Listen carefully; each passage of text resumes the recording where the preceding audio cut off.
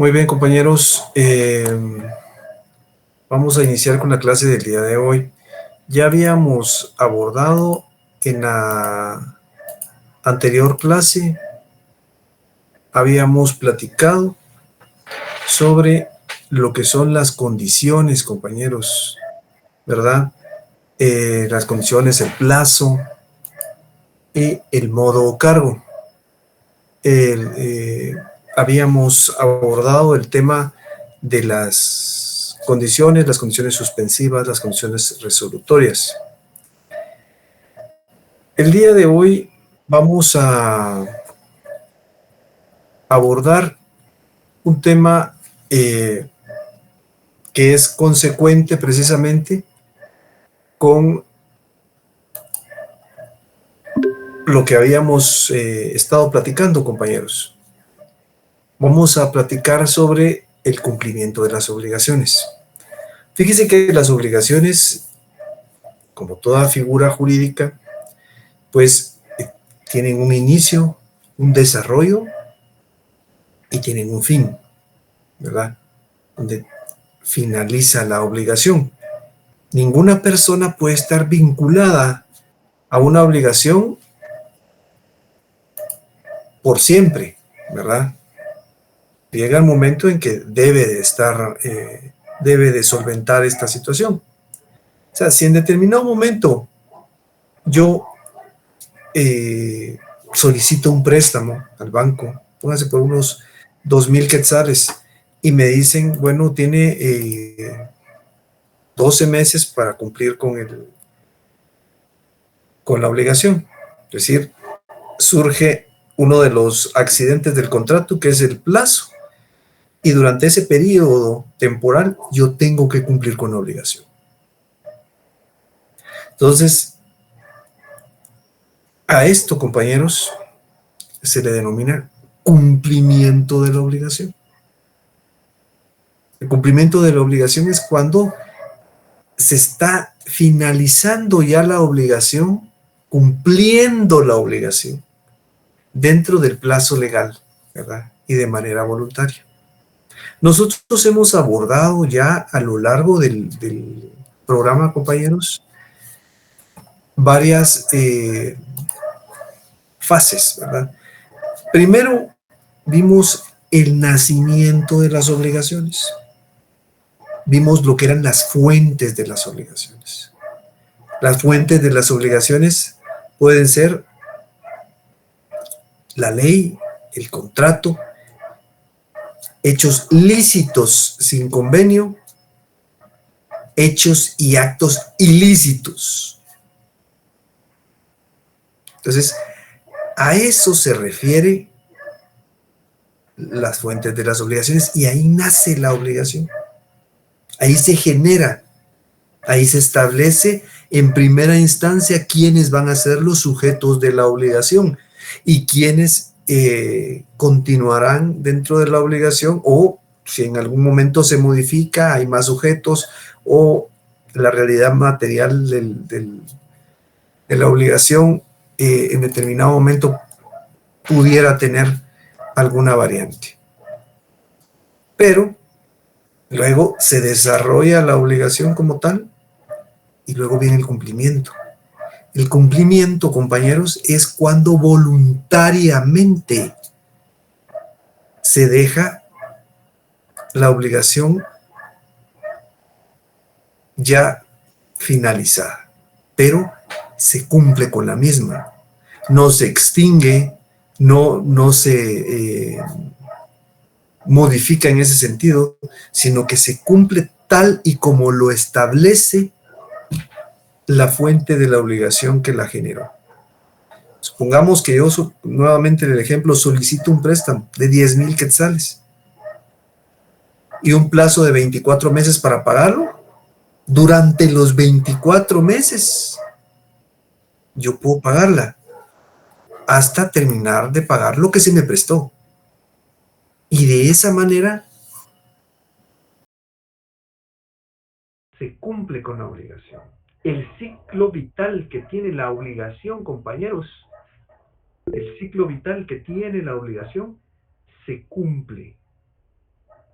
¿verdad? Yo pago, por ejemplo, con lo que en determinado momento se me prestó. Entonces, es un cumplimiento de la obligación. A ver, el compañero Daniel Humberto Mendoza levantó la mano. Sí, licenciado, disculpe una consulta. Todavía está dando acceso. Sí, Gracias. todavía estoy dando acceso, sí, Gracias, le agradezco. cómo no. Entonces, fíjense, compañeros, que el cumplimiento de la obligación no es más que eso, es finalizar con la obligación, cumplir de manera voluntaria con la obligación. Porque recordemos, compañeros, ¿se recuerdan cuando platicamos de las obligaciones naturales, las obligaciones sociales, las obligaciones morales? Las obligaciones sociales, por ejemplo, que imponen cierto cumplimiento de algunas obligaciones porque la sociedad lo impone. Pero eso, compañeros, esas figuras en sí, ese tipo de obligaciones carecen de un elemento que se llama coercibilidad, ¿verdad? La coercibilidad es obligar a la persona a que en determinado momento cumpla con la obligación. Pero en este caso, el cumplimiento se da voluntariamente, ¿verdad? ¿Y cuál es la figura que por antonomasia cumple con esta situación? Es el pago, compañeros. El pago es la figura por la cual se cumple con la obligación. Fíjense que para realizar el pago, básicamente hay dos características esenciales. La primera de ellas es que exista una obligación que debe de cumplirse. Y la segunda es que sea voluntario, que exista, perdón, voluntad, que sea voluntario el pago, ¿verdad? Pero ahora veamos, compañeros, veamos por qué hago referencia yo a esto. Miremos la siguiente diapositiva.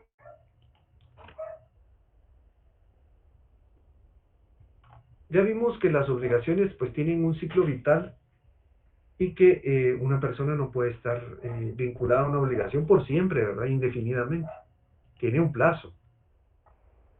Pero el cumplimiento de las obligaciones, compañeros, el cumplimiento de las obligaciones puede suscitarse en determinado momento por diversas circunstancias, por situaciones especiales que en determinado momento dejan a la obligación ya finalizada. Primero que nada está el cumplimiento voluntario, compañeros. El cumplimiento voluntario es aquí donde incluimos el pago, ¿verdad? Porque la prestación, ¿verdad? Esa actitud de dar o no dar, de hacer o no hacer que asume el deudor, se realiza de una manera en la cual no me estén obligando ni me estén coaccionando, ¿verdad? Sin que me estén obligando a que yo cumpla con la obligación. De hecho, si nosotros vemos un contrato en el cual se consigna un, una obligación, pongamos de ejemplo un contrato de mutuo con garantía hipotecaria, que eso no es más que un préstamo. Básicamente al inicio del contrato se consigna algunas cosas que nosotros consideramos como modalidades o accidentes del contrato, como el plazo, ¿verdad?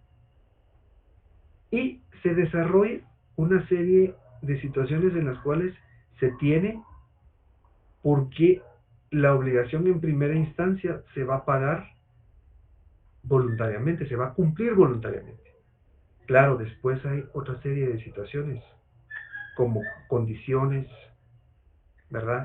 O una serie de situaciones especiales que se consignan cláusulas que establecen qué sucedería si no se paga de manera voluntaria. Pero inicialmente el crédito o el préstamo se va a pagar de manera voluntaria. El cumplimiento va a ser voluntario a través del pago, ¿verdad? Luego tenemos el cumplimiento judicial, compañeros. El cumplimiento judicial, recordemos nuevamente las obligaciones naturales, sociales y morales y las obligaciones civiles o jurídicas. ¿Cuál era la diferencia esencial que había entre estas? Que las obligaciones civiles y jurídicas eran coercibles, había coercibilidad. Si no se cumple, podemos obligar a la otra persona, a la persona que no quiere cumplir, a que cumpla. ¿Y cómo se va a desarrollar eso? El cumplimiento judicial es cuando no se ha cumplido con la obligación, no se ha realizado el pago. Entonces, se acude a un organismo jurisdiccional, se acude a tribunales, compañeros, y es un juez el que va a desarrollar quién y cómo y cuándo se efectuará el pago de la obligación, ¿verdad? Se generará un juicio de ejecución, un juicio ejecutivo, y entonces se puede trabar embargo en contra del patrimonio del deudor, en contra de su salario, con tal de que el acreedor se pueda hacer pago de lo que en determinado momento otorgó. Una persona que otorgó un préstamo, entonces quiere que se le devuelva esa, esa cantidad de dinero que en determinado momento prestó. Entonces, precisamente van al cumplimiento judicial para forzar a la persona a que se cumpla con la obligación. Entonces, este es el cumplimiento judicial. El pago lo incluimos dentro del cumplimiento voluntario, porque allí no hay coacción. Luego, compañeros, tenemos el cumplimiento por equivalencia. Este es un elemento muy típico del derecho civil, compañeros, el cumplimiento por equivalencia.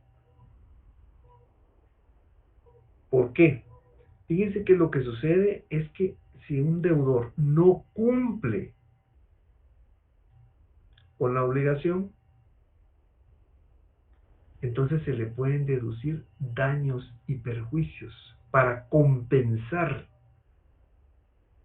los daños que me ocasionó y los perjuicios que se deben de pagar. El ejemplo que yo les pongo aquí es el ejemplo de un pintor. Bueno, necesito un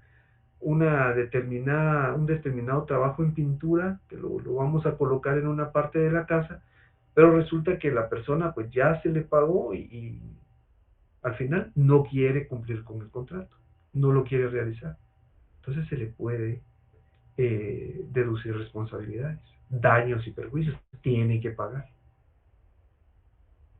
Una persona que en determinado momento me tiene que realizar, yo me quiero trasladar de oficina, me quiero pasar de una oficina a otra, y quedamos que para tal fecha va a ir a hacer el traslado y no llega. Después dice, mire, fíjese que ya no. Pues ahí se le deducen daños y perjuicios. Yo perdí. O sin ir muy lejos, compañeros. Miren ustedes las presentaciones de los artistas, los conciertos. ¿Qué pasa si un artista no se presenta y luego ya no quiere efectuar la presentación? Entonces se le deducen daños y perjuicios, ¿verdad? Una forma de cumplir de manera equivalente porque va a tener que pagar. Esta, compañeros, es una forma típica del derecho civil. ¿Por qué típico del derecho civil? Porque todo en el derecho civil es oneroso, compañeros.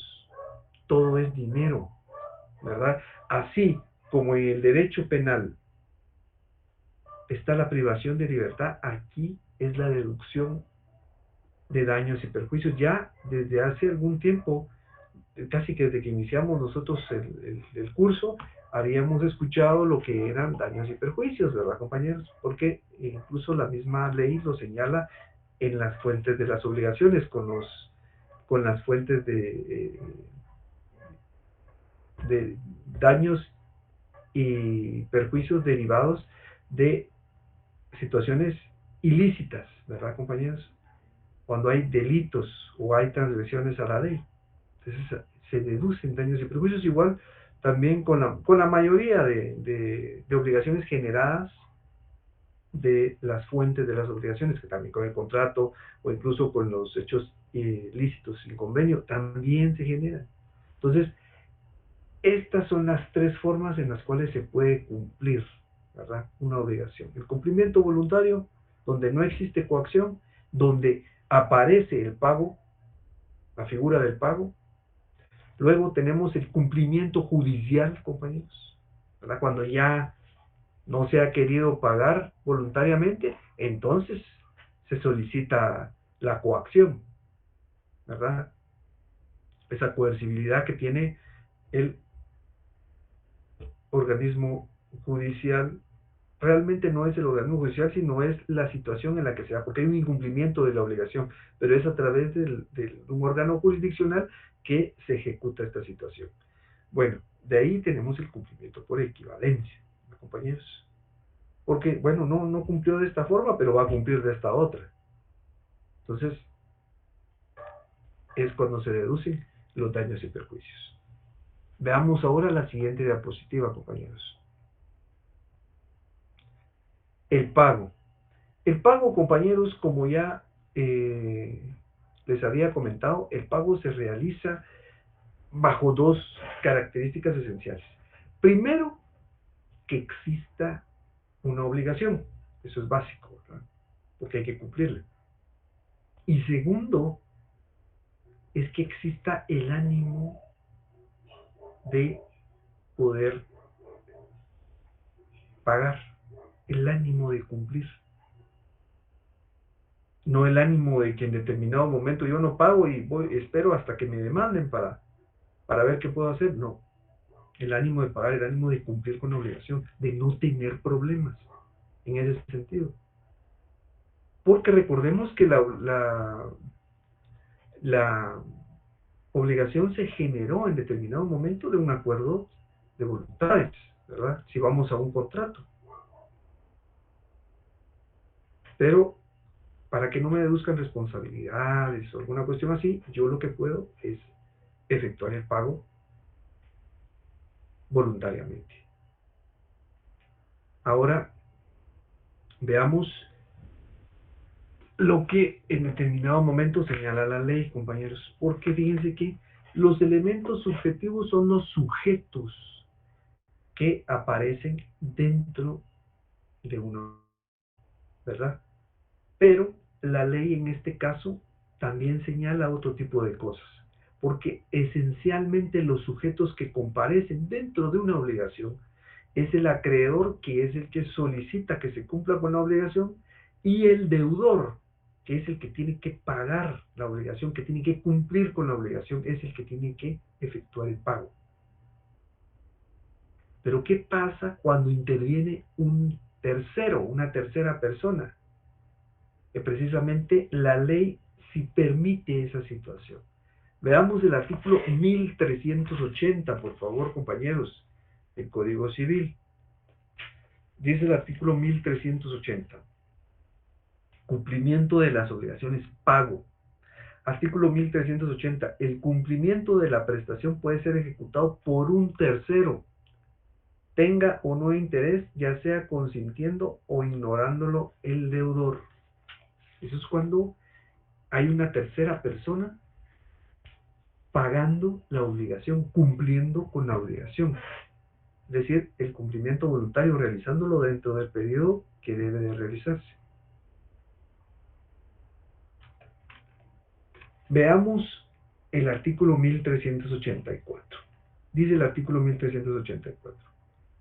El pago debe hacerse al acreedor o a quien tenga su mandato o representación legal. El pago hecho a quien no tuviere facultad para recibirlo es válido si el acreedor lo ratifica o se aprovecha de él. Fíjense, compañeros, que realmente la mayoría de situaciones que nosotros hemos abordado van encajando conforme vamos desarrollando el programa. ¿Se recuerdan que en algún momento nosotros platicamos del enriquecimiento sin causa, verdad, compañeros? Es cuando una persona se equivoca y puede en determinado momento realizar un pago a nombre de otra persona o otra situación. Entonces, compañeros, en este caso, cuando eso sucede, cuando esa situación se presenta, entonces la misma ley señala el pago hecho a quien no tuviere facultad, o sea, si no es un mandatario, ¿verdad? No es una persona que está representando al acreedor y recibe el dinero o lo que tenga que pagarse, ese pago se tendrá como válido. ¿Pero bajo qué condiciones? Bajo la primera es que el acreedor ratifique, compañeros, ratifique ese pago. Dice, bueno, sí, fíjese que se lo pagamos a fulano de tal.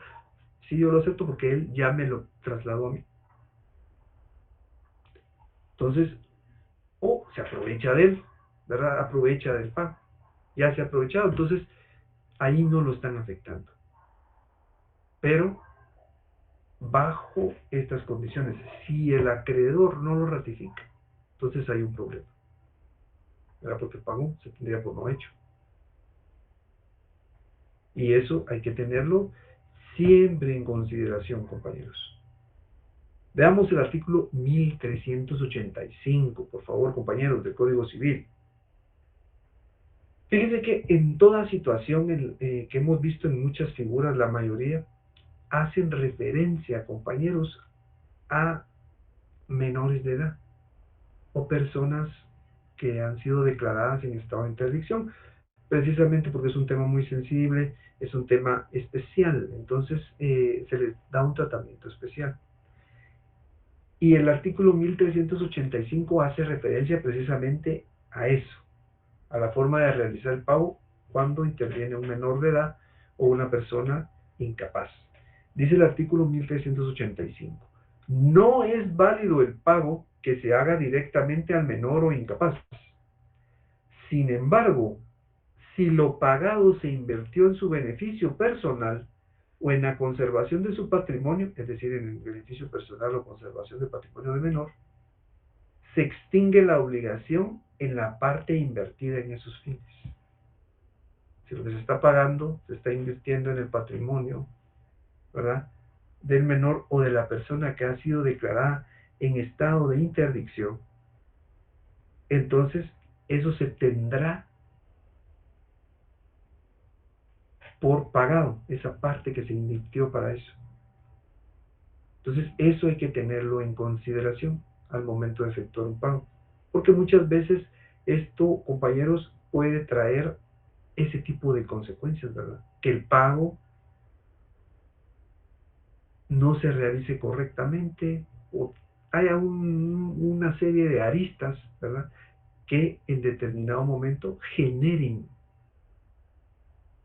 algún tipo de problema o alguna problemática.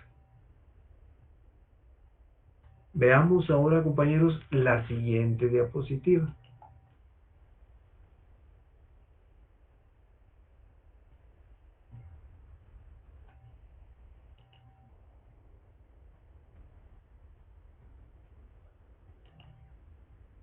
Fíjense, compañeros, que esta es una situación bien interesante, compañeros. Ya habíamos platicado nosotros sobre los elementos objetivos o materiales del contrato, la realidad material de un contrato, de una obligación, ¿verdad? De una obligación generada por un contrato, generada por la misma ley o generada en determinado momento por hechos lícitos sin convenio o por algún delito, ¿verdad? tienen una realidad material, un objeto. Entonces, al momento de efectuar el pago, se tienen que tener en consideración tres principios, compañeros. Fíjense que estos principios pueden en determinado momento ser objeto de algún tipo de modificación. Es decir, si existiera pacto en contrario. Al momento de celebrar un contrato, por ejemplo, que lleguen a un acuerdo los contratantes, los otorgantes, las personas que comparecen en relación a estos principios. El primer principio que se tiene que observar, compañeros, es el principio de identidad. ¿Qué quiere decir el principio? ¿Qué quiere o a qué me refiero con el principio de identidad? El principio de identidad es que lo que debo es lo que debo de pagar.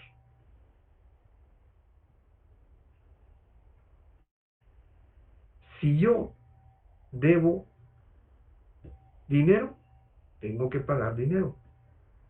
Si debo una computadora, así como les traslado en el ejemplo de aquí, una computadora, un refrigerador o un escritorio, pues eso es lo que tengo que pagar. Eso es lo que tengo que devolver. Tengo que devolver la computadora. Tengo que devolver el refrigerador. Tengo que devolver el escritorio. Tengo un escritorio que es lo que parte de la obligación y tengo que devolverlo. Entonces, eso es lo que debo devolver. Salvo pacto en contrario, que en determinado momento se dé esa situación en la cual el acreedor permita y el acreedor llegue a un acuerdo con el deudor y se permita que se otorgue otra situación, ¿verdad? Otro elemento. O el deudor tenga esa facultad, ¿verdad? De poder sustituir al momento de pagar. Eso es el principio de identidad, compañeros. Luego tenemos el principio de integridad. El principio de integridad quiere decir que debemos de cumplir a totalidad con la obligación. Si en determinado momento se prestaron 10,000 quetzales, que era el ejemplo que ponía yo al inicio, se tendrá que cumplir con pagar 10,000 quetzales. Claro, hay otras circunstancias, ¿verdad, compañeros? Que van aparejadas dentro de una situación como esta. Supongamos, eh, yo solicito un préstamo, como les ponía de ejemplo en la clase anterior. Yo voy a una de las ferias de vehículos, hay un vehículo que me llama la atención, eh, ahí están los bancos, me dicen, mire usted, le podemos otorgar el préstamo, voy al banco, solicito, firmamos el contrato, ellos me otorgan un préstamo, pagan el vehículo y yo me quedo pagándole al banco. Entonces, un préstamo, supónganse de 100,000 quetzales en 36 meses. Pero claro, ahí también hay otras situaciones, como por ejemplo los intereses, ¿verdad?, que se puedan generar. Pero todo eso forma parte de la obligación y yo tengo que cumplir a cabalidad con lo que me comprometí. Pues en este caso, la integridad es que debo de cumplir a totalidad con la obligación. Si es determinado, regresemos al ejemplo de los bienes inmuebles. Bueno, mire, tiene que entregar 10 computadoras, pues 10 computadoras le entrego, ¿verdad? Eso es el principio de integridad que rige en determinado momento el elemento material de lo que es el pago, compañeros. Y por último tenemos el principio de indivisibilidad, indivisible. Como les decía al inicio, estos principios en determinado momento pueden modificarse si las partes llegan a un acuerdo, porque el principio de indivisibilidad es que no se puede dividir, ¿verdad? La prestación no se puede fraccionar, a menos que así lleguen a un acuerdo. Un ejemplo, la compra de un vehículo, la compra de una casa, o incluso otro tipo de bienes que no son tan onerosos, está la facilidad de poder pagar por abonos, ¿verdad? Pero para eso las partes tienen que llegar a un acuerdo que permita que el deudor pague por abonos, que el pago pueda realizarse de esa manera. Entonces, la realidad material, compañeros, la realidad material de toda obligación, el objeto, al momento de realizar el pago, está dominada por estos tres principios, ¿verdad? El principio de identidad, de integridad y de indivisibilidad. Identidad tiene que ser lo que debemos, es lo que debemos de pagar. Integridad, tiene que pagar la totalidad.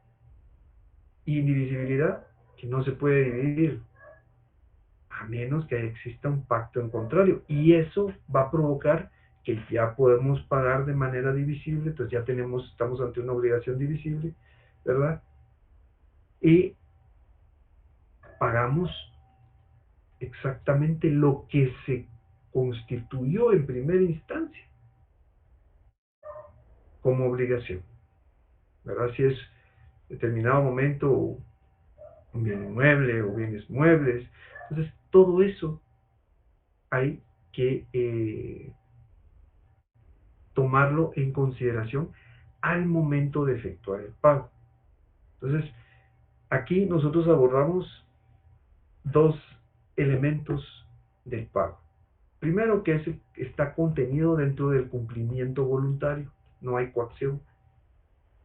Segundo, que participan acreedor y deudor, pero en determinado momento también puede participar una tercera persona. Y al efectuar el pago se tienen que tener los elementos,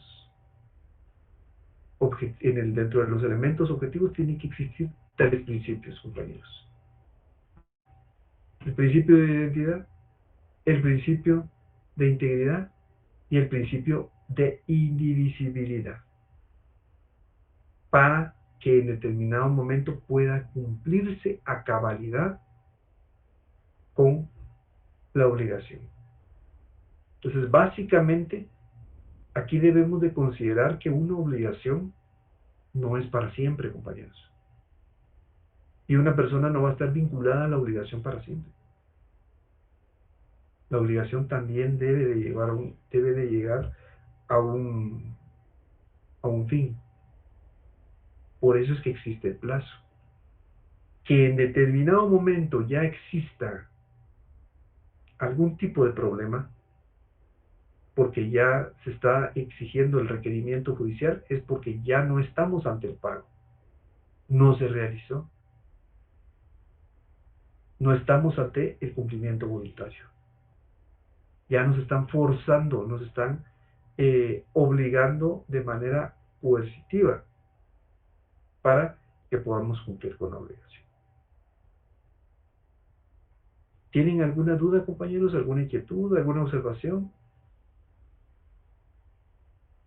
En la próxima clase nosotros vamos a terminar esto y también vamos a platicar sobre la prueba y la imputación de pago. Entonces, ¿alguna Todo inquietud? claro, licenciado. Muy bien, compañero. Entonces, yo les agradezco, compañeros, su atención el día de hoy. Gracias, licenciado. Les quería comentar, el examen extemporáneo, compañeros, es el día jueves. el día jueves yo estoy con ustedes, ya las clases van a ser presenciales la próxima semana. Entonces, compañeros, que pasen ustedes una feliz noche, compañeros. Nos vemos la semana entrante. Perdón, el compañero Ricardo Pérez. Buenas noches, licenciado. Buenas noches, compañeros. Muchas gracias, licenciado. Feliz noche, que descanse. Feliz noche, compañeros. Gracias igualmente. Gracias, licenciado. Feliz noche. Feliz noche, compañeros. A ver, compañero Ricardo Pérez.